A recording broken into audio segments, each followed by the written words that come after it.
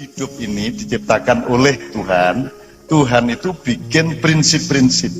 Ada sistem nilai alam, ada hukum, ada syariat. Syariat itu maksudnya bahwa nek kopi kok tandur ndek lemah sing hawane gak adem, gak iso cukul, itu syariat namanya. Nah, kita tadi mengalami bahwa ada prinsip dasar kehidupan. Prinsip dasar itu nanti diliterasikan oleh Allah melalui kitab suci. Ya, kitab suci ini nanti akan dikembalikan tidak hanya kepada masjid, tapi dikembalikan kepada pengelolaan alam, pengelolaan kehidupan, politik, birokrasi, tentu. Jadi agama itu bukan bidang dalam kehidupan. Agama itu adalah software untuk mengatur dasar-dasar manajemen kehidupan individu maupun bersama. Ngerti ya teman sekalian ya? Jadi kita tadi menemukan bahwa opo ae wis ngomong opo ae, bidang opo ae kita bisa pakai prinsip agama. Karena agama itu bukan bidang, agama itu adalah ciptaan Allah. Ya apa carane nandur, ya apa carane ngrawat, ya apa carane woh, ya apa carane panen. Itu di bidang apa saja. Boleh di pertanian, boleh di pemerintahan, boleh di perdagangan, boleh di pasar, boleh apapun saja. Nah, prinsip itu yang tadi kita rasakan, kita bersama, sehingga deklarasi tadi itu sangat terkait dengan prinsip-prinsip. Jadi mudah-mudahan Pasuruan tidak berpikir seperti presiden yang ingin memisahkan negara dari agama. Kaya negara itu urip ndek endi? Negara lah urip ndek lemah karo ndek banyu. Lah lemah karo banyu kelak ana sing duwe, ana sing gawe. Lah sing ngatur iku lak duduk karyawane tapi sing gawe, direkture. Lho mosok ana sampean duwe sopir terus dhek ngatur-ngatur dhewe tugas. Lah kok enak supire iku. Kudune sopir iku ngenteni ditugasi apa jam pira nang ndi lak ngono. Begitu juga manusia kon nang ndi lapo tutuk endi arahmu nang ndi sing nentokno ya sing gawe awakmu. Mosok awakmu buruh kok kate ngatur-ngatur dhewe. Maka kita sesuaikan antara karep kudu supaya nyatane iku iso gathuk dalam 3 dimensi menjadi tunggal tadi. Itulah sebenarnya prinsip Bhinneka Tunggal Ika. Bhinneka itu gak mek wong lonte, wong Madura karo wong Bugis, wong Islam karo wong Bhinneka Tunggal. Bhinneka itu artinya ono karep sing macem-macem, ono kecenderungan sing macem-macem, ono sing pinter, ono sing gak tapek pinter, ono sing iso njupuk keris, ono sing iso ndelok watu, ono sing iso nyekel toyol, ono sing pinter dagang, ono macem-macem Allah nggawe fadilah. Itu semua kebhinekaan yang harus ditunggal ikakan di dalam kehendak yang sejati, yaitu yang berasal dari Allah Subhanahu wa taala. Nek kon gak mlebu, gak gabung karo kehendak sejati iki, meneh-meneh kon bleher mbonang di meneh-meneh uripmu. Akhirnya dodol banyu nek neraka iku mah. Ya nek payu nek kono. Ngono ya. Akhirnya kon saking panas dodol kon dhewe panas, akhirnya kan lagune Abu Nawas sing kok nyanyekno nek neraka. Wala aku artinya kula mboten kuat. Nanti ta ngerti artinya ta wala aku ala naril jahim, kula mboten kiat ing lebete geni neraka lak ngono ya kira. Nah, Pak Bupati monggo sekarang monggo diantarkan dan direspon untuk urusan-urusan Pasuruan. Wilayah ini saya doakan, saya harapkan juga mentunggal ikakan karepe macem-macem. Wong rene ku ana sing karep mlebu cake metu. Oh, apa rek? Oh, ana bene. Oh alah, saiki ana istilah anyar bene. Arek-arek. Gue karo bojone Dik, gak kepengin tak gendingi ya Dik. Gue tau bojomu lirat karo nyenang ini, oh jaluk berarti ya gitu. Sebenarnya dalam hidup itu kalau orang NU ngerti ada goyah, ada wasilah. Goyah itu tujuannya, ya tujuannya ya sejahtera kabeh ngene-ngene. Tapi jangan lupa wasilah juga penting. Jadi prinsip pertama jangan sampai tujuan dan cara terbalik.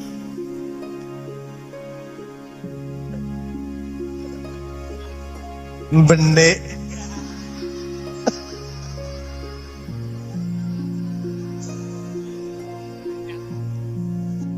Ini diurai sangat banyak, sangat besar dan banyak contohnya. Terbaliknya goyah menjadi wasilah, wasilah menjadi goyah.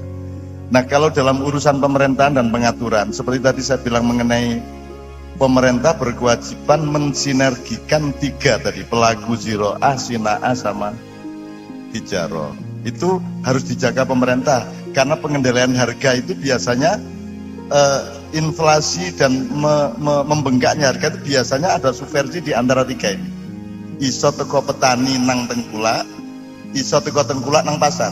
Itu biasanya mereka tidak punya kantor, malah mereka ngatur secara subversif, dan itu yang harus ditaklukkan oleh pemerintah. Nah, teman-teman sekalian, mustahil hidup ini mencapai karepmu. Mustahil. Ojo meneh kok pemerintahan. Awakmu dhewe. Mulane wong Jawa akhirnya sugih gagasan. Wong Jawa ono nerimo. Karena nerimo iku lak mergo gak tercapai. Ono meneh sumeleh. Ono meneh ngalah. Itu semua kan strategi psikologis untuk mengatasi dirinya ketika dia tidak tercapai. Mupus, bukan loh, bahasa Jawa yang tidak ada bahasa lainnya. Ono meneh legowo. Tuh, arek-arek loh. Jadi kita sudah siap dengan kegagalan. Nah, kegagalan ini tidak buruk. Nah, ini ojo sampai kegagalan sama dengan buruk. Ojo sampai kegagalan sama dengan jatuh, enggak. Karena Allah juga tidak pernah menunggu hasilmu. Yang Allah tunggu adalah istiqomah perjuanganmu.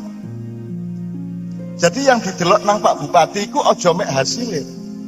Justru nomor satu adalah itikad dan perjuangan dia yang tanpa lelah untuk menuju hasil itu, masih agak tercapai. Itu kudu ngono rek. Kan ojo ndelok matenge tok, tapi ndelok oleh ngulek lho mbok nemen niku. Gitu lho, dadak mari ngono kerutuan cek ya apa meneh rak ngono. Diulek pisan. Aku tahunya aja muring-muring ya. Zaman di luar negeri biyen niku Gus Dur di Irak, di Mesir, kadang-kadang Gus Dur nang Jerman, aku peduk di Londo. Gus Dur itu tahu dadi bang sapu di stasiun Den Haag. Dan Gus Dur itu hidup karo sapa wae. Engko kita biasanya malam Minggu ngundang makan malam. Tahu ngundang makan malam giliran, terus nek Gus Dur iku ngundang makan malam mesti panganannya paling enak, yaitu gulai kepala ikan. Larang ae. Sampai sing teko iki, aduh gak enak nek karo Gus Dur mesti gawe panganan enak-enak. Saya kira suatu hari Sabtu awan sebelum malam makan bersama, ono sing kepethuk Gus Dur di pasar. Gus Dur ngomong bahasa Arab. Niki ndak sewak niki kula nggak ada kirik kata.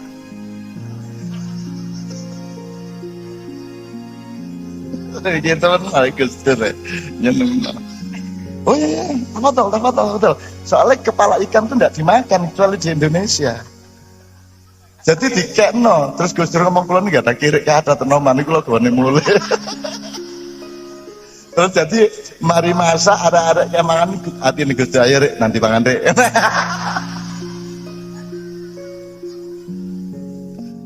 Wah rek copol. Terus suatu hari ngono meneh. Ini nek kon mek kepingin hasil tok rek. Engko kon kadang-kadang anu lho kecelik lho ya. Jadi kene ndek njaba ndek luar negeri ku senengane garap-garapan. Jadi kon di kono kan ulek-ulek rek di Jerman, di London, di Mesir kan ulek-ulek. Terus anggitmu ya apa Lombok karo Brambang mulai ngerus. Kok blender lagi kan padha lanange kan blender. Akhirnya dilepas teran. Nek nganggo sepatu. Arek-arek karo apa? Mau wis kok begitu arek-arek mangan wis kono panganan rek ngono kan. Ya gak apa-apa. Jadi teman-teman sekalian, wasilah itu juga penting. Gitu loh. Jadi pokoknya kita terus menerus istiqomah dengan niat kita. Maka yang didelok duduk hasil ya Pak Bupati nomor 1, tapi sampean istiqomah dan berpihak kepada keadilan. Karpe Pak Bupati keadil pokoknya. Itu kok cukup gak ngelegakno atine rakyat ya cukup. Oh, tapi karpe api adil itu. Jadi kalau keputusannya langkahnya itu adil, maka orang nggak minta enak bisa. Mergo wis lega atine adil kok wong itu. Gitu loh. Bener ya? Oke. Are-are. Ada seneng bener.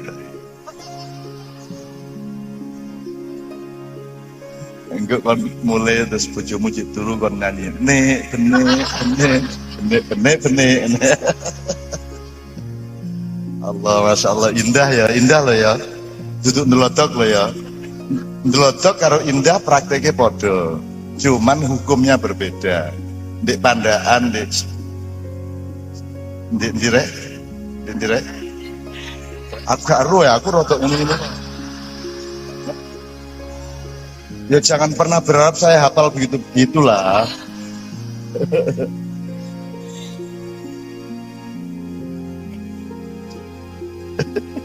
Seneng aku.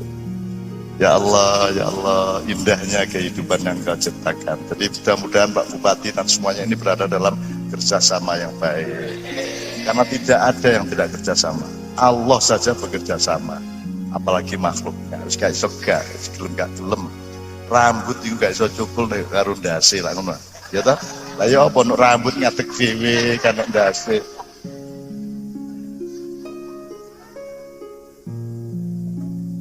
Demikian detailnya sampai beliau tadi mengatakan hikmah. Hikmah itu dari kata hakama yahkumu, hakiman ya. Nah, nanti ada salah satu family kata menjadi hikmah. Hikmah itu kalau dalam pemahaman saya, guru mesti bener ya. Itu titik yang paling akurat dari sesuatu hal, dari kebenaran. Jadi hikmah itu awakmu wis nemokno sing paling inti dari peristiwa itu sehingga kamu mendapatkan makna, itu namanya hikmah. Jadi hakim adalah orang yang paling titis, yang paling waspada melihat kasus. Maka dia bisa nuding titik yang terkecil dari keadilan. Jadi dom semakin kecil dom semakin akurat. Itu namanya hakim. Jadi hakim itu bukan orang yang berkuasa, dia tidak berkuasa. Hakim itu orang yang mampu menemukan titik teradil dari suatu persoalan, menurut ya. Saya kira ini ada semacam, kalau saya menyebutnya kesepuan. Jadi pemerintah itu punya rububiyah, punya kasih sayang untuk menyentuh sebanyak mungkin hal di dalam. Jadi ini bukan hanya memerintah, ini memimpin namanya, gitu ya. Beda memerintah sama memimpin gitu ya. Pemimpin dan pemerintah lain. Tuh.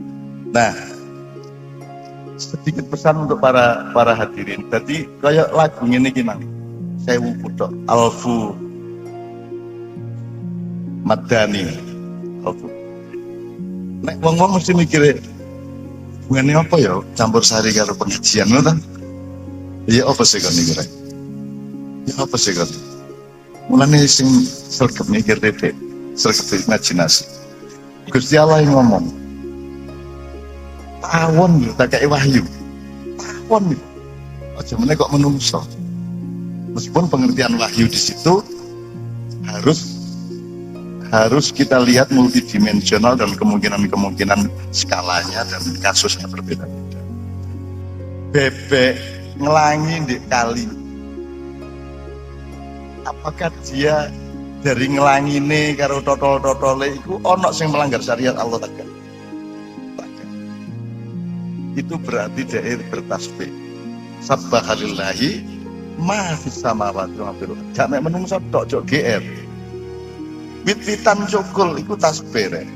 Ya. Nah, lagu iki mah lho, Sewu Kutok iki mah lho. Jane gak ono hubungannya secara pribadi, aku ya gak tahu ditinggal bojo ya gak tahu ya. Gila-gila ditinggal kekasih ya. Tetapi kekasih gak mek bojo tok rek. Kekasih itu kan segala sesuatu yang kita kasih. Nah, kene iki lak sering ya ditinggal. Ditinggal tuh artine kowe duit kono iku kudune rada rene-rene titik lho kok adoh temen kon iki kan gitu kan. Nah, itu kan melahirkan Sewu Kutok. Dan itu kerinduan yang juga diciptakan oleh Allah. Karena ciptaan terbesar Allah adalah kerinduan. Iya apa kan itu? Ciptaan Allah yang paling inti, yang paling sakral, yang paling indah itu kerinduan. Jadi kalau engkau tidak mencapai sesuatu, minim engkau mendapat kerinduan terhadap yang tidak kau capai itu. Ya apa kan? Kita sekarang ini kan hidup untuk menuju menempuh jalan rindu kepada Allah. Allah menunggu kita di ujung jalan kerinduan. Betul tak kan? Wa may yarju liqa'a rabbi falyamal amalan sholihan. Barang siapa yang merindukan untuk bertemu denganku, maka berbuatlah amal soleh kan gitu. Nah kalau orang menjalani agama tanpa kerinduan, yo tapi gak tutup margo mulya, gak tutup panguraan. Nek margo utama tok, gak liwat Malioboro lah ngono. Akhire mulbu-mulbu liwat pasar Kembang. Ya, ngeten nggih. Nek meneh arek-arek. Aku iki ngomong piye gak nyejo.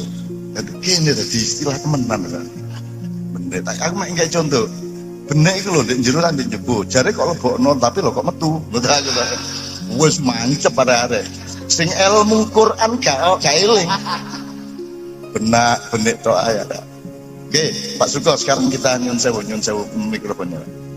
Saya ingin menikmati kerjasama. Saya ingin menikmati seperti betik totol-totol, seperti bebek ngelangi, seperti angin berhembus, seperti daun bergoyang-goyang, gitu ya.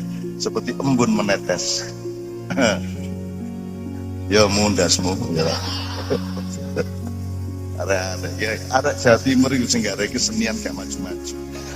Aku kita mau maca puisi dek Malang. Aku melihat cakrawala. Betul? Di Malang deh, Unbra. Kait telung kalimat. Tiba-tiba ada semburat cahaya. Kita sarare tok. Gonjang bumi, gonjang gajeng langit kelap-kelap dobol arek-arek iki. Kene iki semenan ada nih aku iki. Wah, wis arek-arek iki gak sida maca puisi aku. Pokoke rusak di Malang iki rusak. Gombloh mlebu Malang ya dirusak. Leo Kristi dirusak, sapa wae mlebu Malang dirusak nyanjine arek Malang gitu. Mesti Malang di jalan ya. Leo Kristi kayak nyanyi kok nek ono kesempatan nyanyi lagu Leo Kristi ya. Leo Kristi kayak dreng. Wis seru. Ya ampun. Gak rusak tadi penyanyi ngene iki. Ya kate nyanyi wis seru, wis tahu. Itu arek-arek ya Allah, cangkeme ya Allah. Insyaallah. Gua anak Jombang alim bro.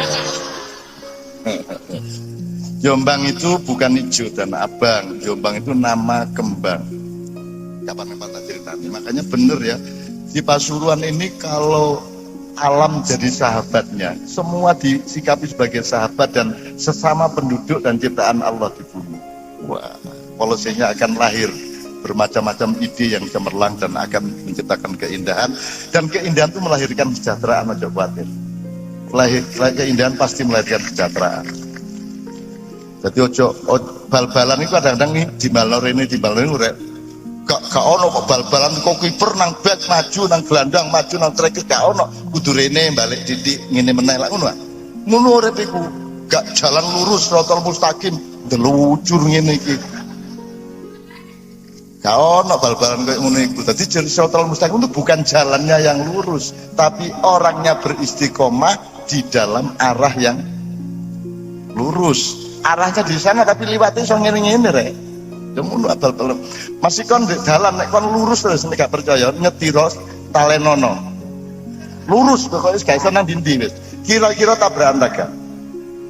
Jadi ya urip iku kon kudu nek diomongno luwes engko gaya alasan kayak menggok-menggok, tapi nek dilurus engko ya tabrakan, itu namanya semalagama. Jadi tolong ini masih aturan api kaya apa nek menungso niku pengin melanggar jek iso ae carane. Kita mboten. Iso ae. Kon iso sembayang tadi sing diwaca duduk. Ucapan sembayang ya iso. Tak iso. Arek-arek kadang-kadang yang ngono nek khotbah iku rada dawa. Bol suwe para jamaah Jumat ibadah yang wedit beres. Saya ketemu sama Mas Yon Kuswoyo ya, salah satu Gus Plus protes yang aku cak. Aku kadang-kadang jam Jumuan itu gak kerasan cak. Lho apa cak? Mesti para jamaah yang dimuliakan Allah, apa sih dimuliakan? Oh dapurannya koyok ngene kan. Seneng aku, Gus Plus itu jujur wongnya kabeh. Dari Tony sampai Nomo, kapan-kapan aku kepingin Nomo itu melok hadir gini. Kapan kepengen tak jak umurnya wis 87 kayak. Tapi cik pelayon, cik cantas ya karuan mereka. Syukur sekarang cik so ngarang lagu cik. Dan pokoknya kebijaksanaan hidupnya nomor 1 Nomo.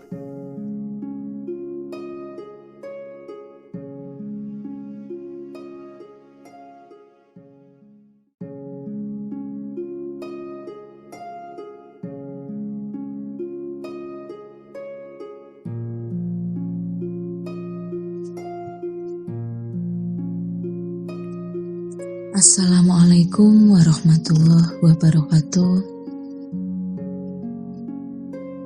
Manajemen kehidupan.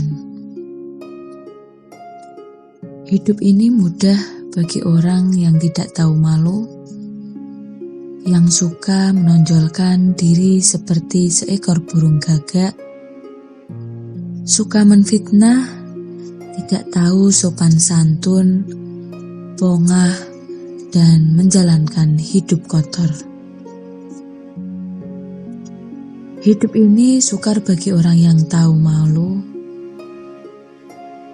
yang senantiasa mengejar kesucian, yang bebas dari kemelekatan, rendah hati menjalankan hidup bersih dan penuh perhatian. Kehidupan manusia merupakan tanda tanya yang sering kita renungkan. Mengapa kita terlahir sebagai manusia? Untuk apa kita terlahir sebagai manusia? Dari mana kita berasal dan kemana kita akan pergi setelah ini? Pertanyaan-pertanyaan ini membantu kita memaknai arti kehidupan kita di dunia.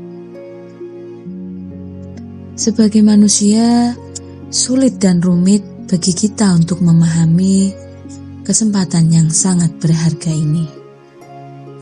Sulit terlahir sebagai manusia karena dibutuhkan karma yang baik, yaitu moralitas yang sangat baik, agar kita dapat lahir dalam bentuk manusia.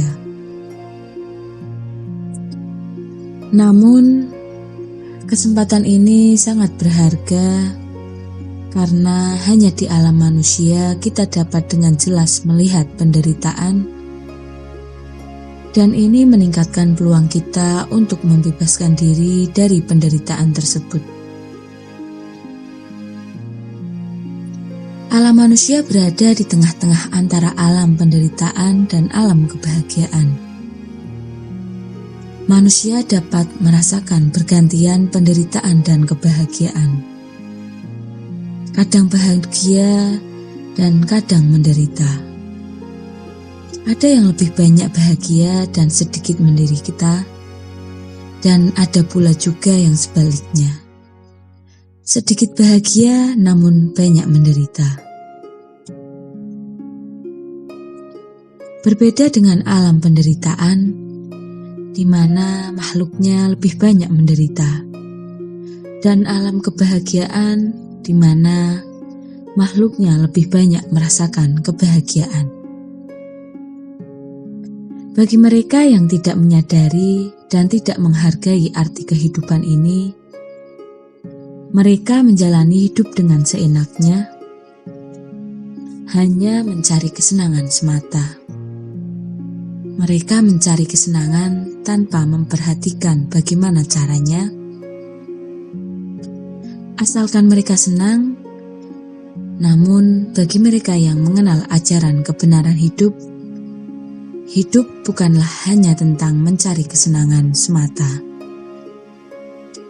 Hidup harus memiliki makna, hidup harus memiliki tujuan, arah dan cara yang baik dalam menjalaninya.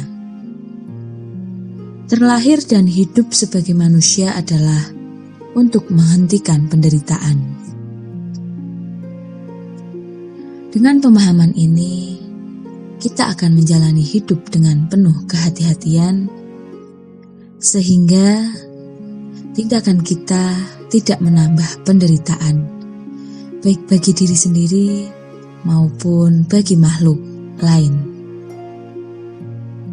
Hidup ini mudah bagi mereka yang tidak memiliki kesadaran diri. Tanpa menyadari bahaya-bahaya dalam kehidupan, mereka hanya berusaha mencari kesenangan semata, berusaha untuk makan, hidup enak, dan mencapai apa yang mereka inginkan. Namun, bagi mereka yang memiliki kesadaran diri, introspeksi dan kejernihan batin, hidup adalah sesuatu yang sulit, tidak mudah, tidak semudah yang mereka pikirkan. Mereka harus berpegang pada prinsip moral yang baik dalam mencapai tujuan hidup. Mereka harus berpikir bagaimana hidup mereka tidak hanya bermakna bagi diri sendiri, tetapi juga bermakna dan bermanfaat bagi sesama. Ternyata hidup itu mudah, tetapi cara memaknai dan menghargai hidup bukanlah perkara yang mudah. Produktivitas sangat dibutuhkan oleh manusia yang ingin jatah umurnya bermanfaat selama menjalani hidup di dunia.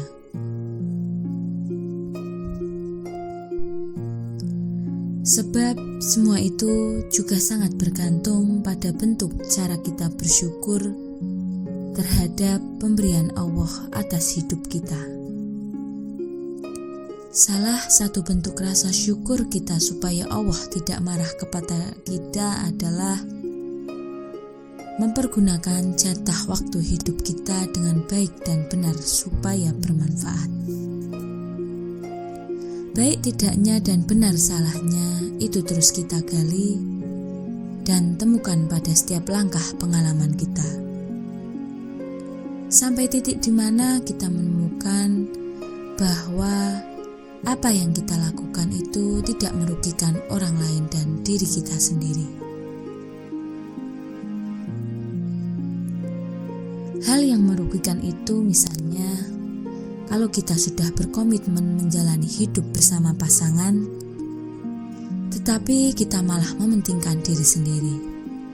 Kalau laki-laki misalnya, mengambil keputusan hidup bersama perempuan yang dicintainya, maka dalam proses menjalani komitmen bersama itu, yang perlu kita tentukan batas atau porsi jatah waktu untuk bekerja, sendiri, teman, keluarga, dan komunitas yang kita berada di dalamnya.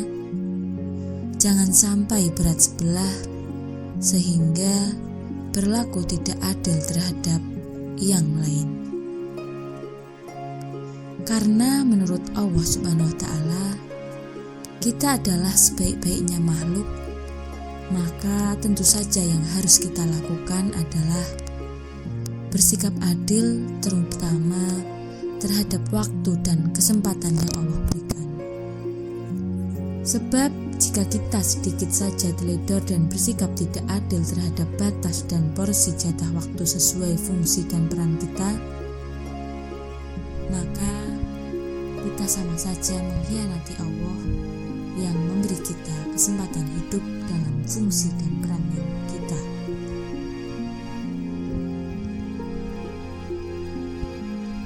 Di sisi lain, kita juga mengkhianati orang-orang yang membutuhkan kebersamaan, saling mengisi peran dan fungsi kita sesuai komitmen hidup yang dibangun di awal dalam kesadaran.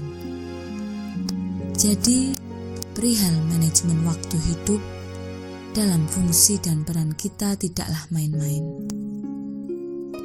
Salah satu contohnya, oleh pasangan saya banyak dikritik karena saya terlalu mementingkan diri sendiri.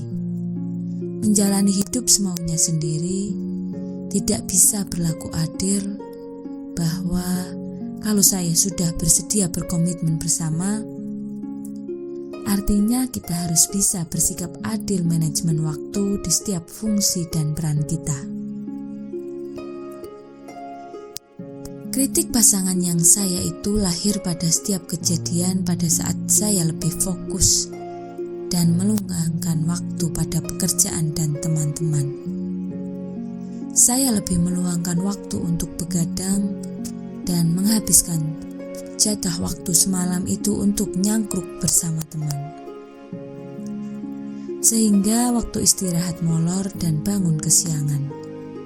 Bangun kesiangan itu merupakan akibat yang harus saya terima karena saya kurang adil memanajemen waktu. Maka karena saya bangun kesiangan itu, ketika pasangan saya meminta tolong saya misalnya sekedar menemani bertemu teman lamanya, jadi tidak terwujud. Jadinya dia berangkat sendiri dengan sedikit jengkel kepada saya yang mengaku sudah berkomitmen menjalani hidup bersama, tetapi masih menjalani hidup semaunya sendiri. Sebenarnya dia hanya ingin saya adil dalam memanajemen waktu, bukan ingin selalu diperhatikan, tetapi sebisanya kita ada ketika dia membutuhkan. Bodohnya saya, selama pengalaman hidup adalah baru sadar ketika ditabrakkan dengan kenyataan hidup yang pahit dan menyakitkan. Saya baru sadar bahwa saya salah karena berlaku tidak adil terhadap pasangan ketika dia marah dan berusaha menutup pintu komunikasi dari saya. Tujuannya karena supaya saya sadar tidak seenaknya sendiri dalam menjalani hidup. Lawang saya sendiri yang berjanji menemani dia bertemu teman lamanya, lantaran saya begadang semalaman, jadi bangunnya kesiangan sehingga pada waktunya bertemu, saya masih tidur dan sulit dibangunkan. Maka kemarahan pasangan karena saya tidak bisa menepati janji disebabkan kurang bisa memanajemen waktu untuk bekerja, teman, istirahat, bahkan untuk pasangan itu saya harus menelan resiko dimarahi pasangan. Pengalaman ini menurut saya berharga untuk dijadikan modal menjalani hidup ke depan. Dia baru bisa berdamai ketika saya sadar betul dan mau belajar dari kesalahan saya dalam memanajemen waktu. Perkara waktu tidaklah remeh, karena menurut Mbah Nun, malas itu dosa sebab kita sudah menyanyiakan berkah waktu hidup dari Allah Subhanahu wa Ta'ala. Perihal manajemen waktu ini, saya menemukan jawabannya, yaitu pada salah satu momen diskusi Mbah Nun menerangkan manajemen waktu, kreasi dan rekreasi. Menurut Mbah Nun, selama ini orang memahami bahwa kreasi itu bekerja, sedangkan rekreasi itu istirahat termasuk tidur di dalamnya. Sedangkan menurut Mbah Nun, beliau punya rumus tersendiri tentang kreasi dan rekreasi. Kreasi dan rekreasi menurut Mbah Nun bisa berlangsung setiap waktu. Kita bisa melakukan kreasi misalnya menulis, dan ketika capek menulis, kita pindah ke aktivitas lainnya. Misalnya mengaji, perpindahan aktivitas dari menulis ke mengaji itu namanya rekreasi. Artinya istirahatnya kita dalam capek menulis itu bisa kita lakukan dengan berpindah ke aktivitas mengaji. Istirahat dari capek tidak harus dengan layeh-layeh dan tidur. Perihal perpindahan kreasi ke rekreasi, supaya bisa melakukan kreasi kembali dengan memindahkan aktivitas satu ke aktivitas yang lainnya. Jadi soal kreasi dan rekreasi sebenarnya tidak membutuhkan modal energi dan waktu yang banyak. Tidak seperti halnya misalnya ketika kita seharian bekerja yang mengurus banyak energi. Akibatnya semalaman kita membutuhkan waktu istirahat tidur untuk memulihkan energi yang terkuras seharian. Kesalahan manajemen waktu yang bisa saja membuat kita jenuh dan malas ketika mengulangi pekerjaan yang sama. Ketika saya sudah berada pada titik jenuh mendekati malas, ketika melakukan pekerjaan yang sama yang saya nilai menguras energi tersebut, saya berpikir hal tersebut bukan karena pekerjaannya yang berat, tetapi saya kurang bisa memanajemen waktu dan aktivitas saya ketika saya sudah merasa capek melakukannya. Sungguh pemaparan Mbah Nun soal manajemen waktu itu lagi-lagi hadir ibarat air yang sedang mengobati kehausan pengalaman hidup saya. Pertanyaan dan problem hidup saya seakan selalu dibarengi kunci jawabannya. Seperti halnya bersamaan dengan kesulitan dan kemudahan. Bersama kesulitan, pertanyaan pengalaman hidup yang saya jalani, Allah menghadirkan Mbah Nun untuk menjawabnya dengan penjelasan yang memudahkan. Soal kreasi dan rekreasi, beliau jelaskan dengan mudah dan saya pikir kebanyakan dari kita bisa mempraktikannya. Karena tidak membutuhkan ongkos energi dan biaya yang mahal. Karena kreasi tidak harus bekerja untuk mendapatkan value yang banyak, dan rekreasi tidak harus pergi ke suatu tempat yang menjanjikan kegembiraan dan ketenangan untuk kita. Kita bisa melakukan kreasi pada pekerjaan sehari-hari dan rekreasi dengan berpindah ke pekerjaan yang lain, supaya kita tidak termasuk orang yang menghardik waktu dan berdosa karena malas. Sekian, wassalamualaikum warahmatullahi wabarakatuh.